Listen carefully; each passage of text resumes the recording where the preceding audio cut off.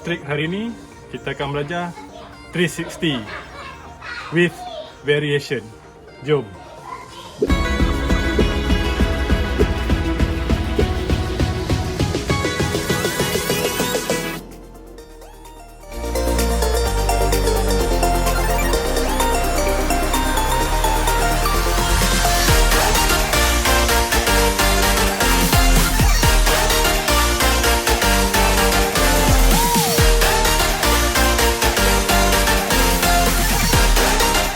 Okey, sebelum kita nak belajar 360, langkah pertama kita belajar 180 darjah dulu.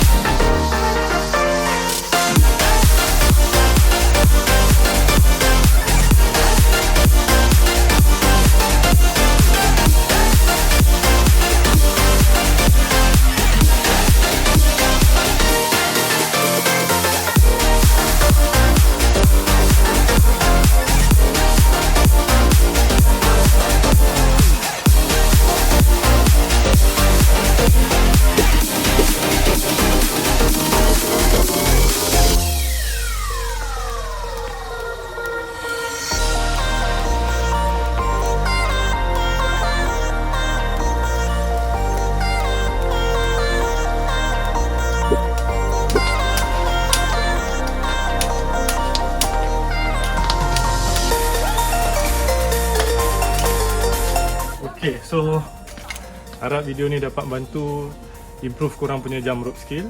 Okay, sekiranya ada apa-apa pertanyaan tentang 360 boleh komen di bawah. Okay, jangan lupa like, share dan subscribe ke channel Jump Rope Malaysia. Kita jumpa in the next video. Jom berjump rope.